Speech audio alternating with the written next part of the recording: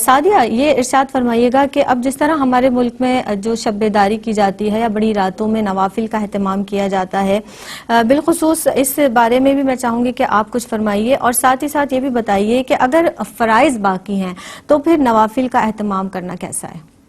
جی دیکھیے، الحمدللہ ہمارے یہاں بڑی راتوں میں اہتمام بھی کیا جاتا ہے، جی اور بہت اچھی بات ہے کہ اس میں ہم اہتمام کر کے ایک اجتماعی عبادت کا تصور پیش کرتے ہیں کہ صحیح کس طرح لوگ جمع ہو کر، کیونکہ اجتماعی عبادت افضل ہو جاتی ہے، صحیح ایک اکیلا فرد جب عبادت کر رہا ہو اور ایک اجتماع عبادت کر رہا ہو تو اس پر زیادہ اللہ رب العزت کی رحمت ہوتی ہے۔ تو جی بہرحال یہ افضل، ہر حال میں افضل ہے اجتماعی عبادت کرنا یا شب بیداری کرنا یا انڈیویجولی بھی کرنا، تو کوئی ایسا مسئلہ نہیں ہے۔ لیکن یہاں ایک بات ذہن نشین کر لی جائے کہ اگر کسی شخص کے فرائض باقی ہیں، دیکھیے آقا علیہ الصلوۃ والسلام نے فرمایا نمازی کی مثال اس تاجر کی طرح ہے کہ جس کا نفع کھرا نہیں ہے۔ کیوں؟ کیونکہ اس نے اپنا راس المال کھرا نہیں بیچا، جب اسے کھرا نہیں بیچا تو اس کا نفع بھی کھرا نہیں ہے۔ اسی طرح صحیح نمازی کے نفل بھی اس وقت تک کارآمد نہیں ہے جب تک اس کے فرائض مکمل نہ ہوئے ہوں۔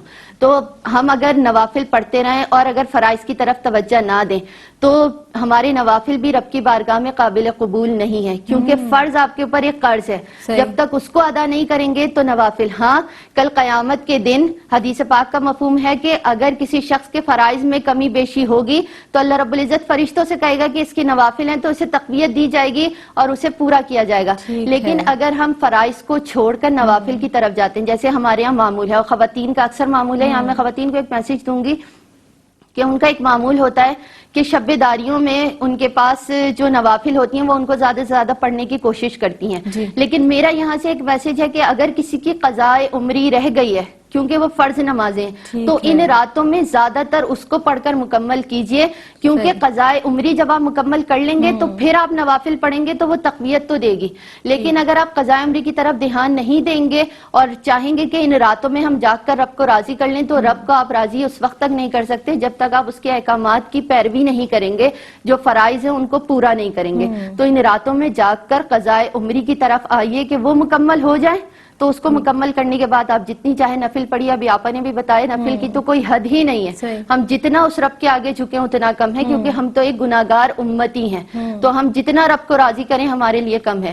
لیکن سب سے پہلے فرض ضروری ہے، اور قضاء عمری کا طریقہ بھی جس طرح آپ اور نمازیں پڑھتے ہیں، فرائض نمازیں ادا کرتے ہیں، سیم ویسے ہی ہے۔ ٹھیک ہے لیکن ایک اگر وقت ہو تو تھوڑی سی بات یہاں پہ میں یہ جی، اس کروں کی گی، نیت کا طریقہ بھی میں چاہوں گی کہ آپ بتا دیں ساتھ ساتھ۔ جو قضاء عمری کی نیت کا جی طریقہ ہے تو ہر بار اگر کسی کی، سب سے پہلے تو اگر آپ کے پاس آپ کو سال کا تعین ہے کہ آپ نے کس وقت سے نماز شروع کی تھی اور پیچھے کتنے سالوں کی رہ گئی، ٹھیک ہے۔ تو اس کا تعین ہے تو ٹھیک ہے، ورنہ ایک ذہن بنا لیجئے کہ کم سے کم اتنا ہمارے پاس وقت تھا، اس میں ہم پر فرض ہو گئی تھی اور ہم نے نہیں پڑھی، تو اب جب ہم نیت کریں گے تو ہر بار وہ نماز پہلی نماز ہو جائے پہلی گی۔ نماز ہوگی، صحیح کیوں؟ کیونکہ جب آپ ایک پڑھ لیں گے تو وہ ہٹ جائے گی تو وہ دوسری بھی پہلی ہو جائے گی۔ ہر ٹھیک بار ہے۔ نیت آپ نے پہلی نماز کی ہی کرنی ہے۔ اور اگر جو نوجوان ہیں میں ان سے کہوں گی افضل ترین ہے کہ پوری قضاء عمری پڑھی جائے، لیکن کچھ لوگ ضعیف ہوتے ہیں، کچھ کے ساتھ مسائل ہوتے ہیں، یا نیچے نہیں بیٹھ سکتے، گھٹنوں میں تکلیف ہے یا دیگر مسائل ہیں یا نفس پر بھاری ہیں بہت عرصے کی نمازیں، تو ہمارے علماء کرام نے،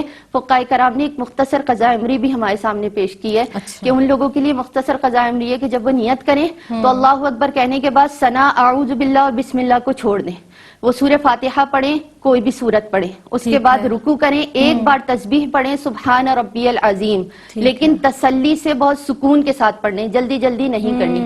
پھر کھڑے ہوں سمیع اللہ لمن حمیدہ ربنا لک الحمد، اس کے بعد سجدہ کریں، ایک بار سجدے میں تسبیح سبحان ربی الاعلیٰ، پھر بیٹھیے، پھر دوسرا سجدہ، اسی طرح دونوں رکعت پڑھیے۔ اور جب آخر میں 2 رکعت جب ہم فرض میں سورہ فاتحہ پڑھتے ہیں تو قضاء عمری جب مختصر پڑھ رہے ہوں تو اس وقت 3 بار سبحان اللہ سبحان اللہ سبحان اللہ پڑھ لیجئے دونوں رکعتوں میں۔ اور جب التحیات میں بیٹھیں آخری رکعت میں جی تو التحیات پڑھنے کے بعد پڑھیے اللہم صلی علی محمد، اتنا پڑھ کے دونوں طرف سلام پھیر لیجئے، مختصر قضاء عمری ہے۔ لیکن یاد رکھیے کہ عشاء کی وتر بھی واجب ہیں تو اس کی بھی قضا ہے، تو اس میں ٹھیک ہے۔ سیم پڑھنی ہے، بس دعائے قنوت کی جگہ رب اغفر لی رب اغفر لی رب اغفر لی 3 بار پڑھ لیجئے، صحیح، آپ کی نماز مکمل یعنی ہے۔ فرائض کے ساتھ ساتھ جو وتر ہیں عشاء کے اس کی وہ بھی بھی قضاء کیونکہ عمری 6 ضروری نمازوں ہوگی۔ کی قضا ہے۔ اللہ اکبر۔